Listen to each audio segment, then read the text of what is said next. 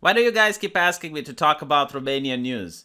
I mean, I kind of get it. Maybe the news in your country is a little bit upsetting, so you want to hear what other countries have to deal with. But the reality shows that every time I talk about Romanian news, no one wants to watch. So, it goes to show how bad I am at running a business, right? I do videos that only a few ask me, but I do them every now and then to show how much I care, to show my appreciation for my subscribers. Alright, there is this lady, this very interesting mademoiselle, Shoshaka, every Romanian knows her. She's very good at doing agitation and propaganda, alright? A lot of people call her a far-right extremist. I think she's whatever she wants to be, that flavor of the month. Like, in the past, if I'm not mistaken, she was advocating for feminism. A very feminist woman, advocating the rights. Beautiful, very noble endeavor.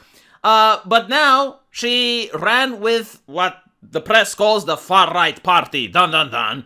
And she won. Okay, like no one expected the far-right party to win, but yay and behold, when every single party in Romania has the exact same takes on how we should deal with COVID, the party that's like, well, maybe we should deal it a little bit differently, managed to get enough votes to go into the parliament. Because, of course, in a society, we do not live under fascism, not everyone thinks the same, not everyone adheres to the same policies, and the people who don't think the same also require to be represented if they are in sufficient number and what they want is legal and according to the constitution, right? Am I saying something, huh? Is it wrong what I'm saying?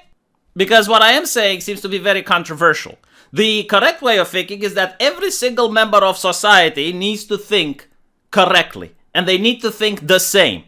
If a single person thinks differently, then they need to be ostracized and make sure that their voice doesn't reach the public. Because the public is not trustworthy. Like, if some bad voice reaches the ear of a person, they might start thinking differently. And then the unity gets broken. That's how democracy works nowadays. Neo-democracy, a very interesting concept. So, how do people think correctly? By listening to the science. Absolutely. Now, I know that science says urine is a good electrical conductor, because it is, right? Science doesn't tell you whether or not you should piss on a fence. That is a matter of political opinion, right? Like whether we ban people from pissing on fences or not is a matter that the politicians should decide. It's not a matter for the scientists. It's pretty much like when you have a car, it's irrelevant if you're a mechanic or not. Being a driver requires a different set of skills. Requires you to understand the road signs, requires you to understand how to take a turn. That's what being a driver is. It's got nothing to do with like being the scientist who designed the car or being the engineer that put the car together. Different professions. Doesn't mean they can't intersect. However, what I am trying to say, that in this particular case, like whether to lock down restaurants or, you know, whatever other thing, in my humble opinion, which I guess I'm in the wrong now, is something for the politicians to decide. And the politicians need to represent the people. I know, horrible. I'm probably a fascist, aren't I, for saying these things? Well, in Romania, something interesting happened, which a lot of people didn't even seem to notice. It was reported in a very small newspaper, and the international press didn't report on it either. I mean, we're all for multiculturalism, but some cultures, like Romania, I guess, make a smaller blimp on the radar than others. But to me, it was very disturbing. Like, when I heard about it, I couldn't believe it. It's like, really, this happened? So, the Romanian parliament has a YouTube channel where it uploads the speeches of our elected representatives. This channel isn't very big. It doesn't have a lot of subscribers, but the people that do watch it are usually journalists, people from the media. So they watch the raw footage and then they write in their article and they editorialize it. They tell us, the humble folk, on how to interpret what the politicians said, because we're too dumb to get it. We need the wisdom of the press in order to translate to us. But that is what the YouTube channel is there for. And I think it's a very important channel. It creates the connection between the people we get to vote and what they actually do once they get in office. Now, a couple of days earlier, we have Shoshaka, which goes on the podium, as is her right to do as a representative, an elected official, and has a long speech where I believe, and I can't really say it, because I don't know, because the video is removed, but I understand that either she was against masks, like she wanted to remove it legally, right? Like she held a speech against it, or she might have said they don't. I don't know. I don't know, and I can't possibly know because the video is removed, right? Like that's the problem. She violated YouTube's terms of service, and for that, the Romanian channel, which belongs to the Parliament, like the equivalent of the Senate or the House of Representatives for American speak, got a warning. You know, it's like a community guideline violation. So it wasn't like a community guideline strike. Like the first time you break it, you get a warning. Second time, you get a strike. Third time, another strike, and then you're out. And they lock the channel. So in other words, like YouTube looked at that and said, no, we're not allowing this. Now, I don't know if this is done by a bot, so it could be automated. Maybe someone flagged it and a YouTube moderator looked at it. I have no idea. What I do know is two things. Number one, yes, it's a violation of YouTube's terms of service. But the second thing, maybe there's a problem with the terms of service then.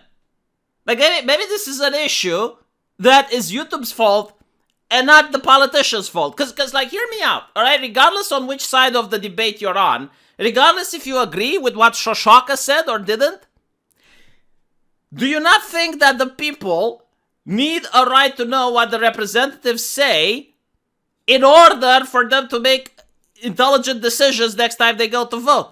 Because there's like two ways to look at this. Like the first way is that people agree with Shoshaka and now you have a multi-billion-dollar corporation that's like deciding to gatekeep and going like, nope, you're not allowed. Like the public, you can't hear this. Like we can't trust you with this information because it's dangerous. Okay, we're going to keep you safe. YouTube is going to keep you safe from your elected public officials. Or the second way of interpreting it,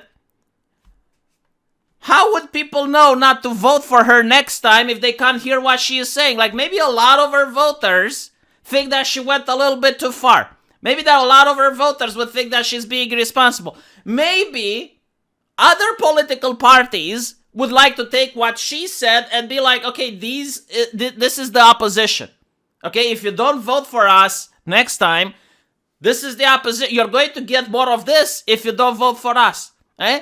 So I can't look at this any way where deciding to block what an elected representative is saying, regardless of how dangerous that saying might be, I don't think it should be removed from the public. You know, like a lot of Americans were talking, okay, like Maxine Waters, what she said is irresponsible, like she should be censored of social media. No, absolutely not. Like, absolutely not. Like, what a public official is saying should be a matter of record so that people know how to vote next time. For the same reason, you know, like maybe people who agree with Maxine Waters think like, okay, well, she has the right to say it. Maybe other people who disagree with her could be like, okay, this is the opposition. If you don't go to vote next time, if you're sitting at home and you don't vote for us, you're going to get more of that. Democracy cannot function if we gatekeep.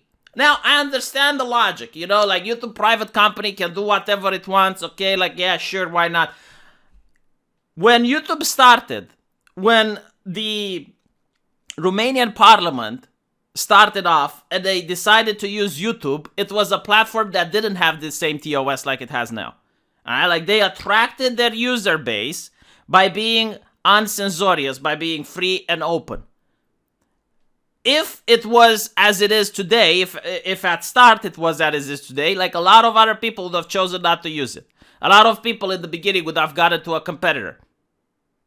But now that people are using it, they're becoming dependent. So yeah, I think it generates a conversation. You know, I think it should spark a conversation, as they say. Because hey, you know what, like if you're going to always say private company can do whatever it wants, I can look at Romanian history when we had factories that would build actual housing for the workers, and they created like a little enclave where the people would work there and shop there and live there. And when then the people went on strike, the factory owner would go out with a gun and say, you have three choices. Number one, you get the fuck back to work. Number two, you get the fuck out of the property and you quit and we're hiring someone else. Number three, we shoot you because it was legal. From a legal standpoint, they were like a home invader, like from the Romanian legal standpoint. They were literally like a person that breaks into someone's property. Like the law didn't differentiate between someone that was already there and told to leave versus someone that broke in. It was like the same. So just because the law existed doesn't mean that people couldn't have a conversation about it and say, yeah, this is a little bit too fucked up. You know, like maybe we should have some regulations here. And then all of a sudden, the private company couldn't do whatever it wanted. It's so bizarre that I see like these strategic anarcho-capitalists that all of a sudden they become anarcho-capitalists, but when they go on Twitter, they have hammer and sickle and black and red flags, you know? But when it's about like certain private company, they activate. Very bizarre, peculiar, I would say. Yeah. So that's it. You know, like I find it a little bit concerning that a multi-billion-dollar American company gets to censor Romanian politicians, and there's not a big talk about it. Like, I'm not saying, maybe what they're doing is perfectly legitimate, of course, but like, shouldn't there be at least a conversation? It's like, maybe a little bit of a Rubicon was passed, because then you wonder, like, why is it, I believe it was in Uganda, might be wrong, Ghana, my bad, in Ghana. Yeah, Twitter got blocked before the election, and they're like, oh my god, how dare you do this to us? It's like, well, this is why, you know, like social media got banned before an election because they can't be trusted. It's like, okay, if you want to gatekeep, fine, then no one gets access to the information for the period of the election. You know, after the election, everything comes back to normal. Maybe this is a solution that the Romanian government can take then, you know, like if we can't allow, like why would you allow a third party to regulate which speech from a politician gets people to hear it and which one they don't? Just shut it down before the election. And then watch how the private company is going to make the argument of free speech for you. It's going to make it on your behalf. It's going to explain why censoring is wrong, just like Twitter did when it got censored. Anyway, let me know what you think in the comment section, and if you want to see my face, if you want to see my webcam again, I'll be live streaming right after this video. Like, right after this video, if you don't know where my live stream channel is, just scroll down a little bit, and there's the link into the pinned comment, and I'll see you guys there. Take care.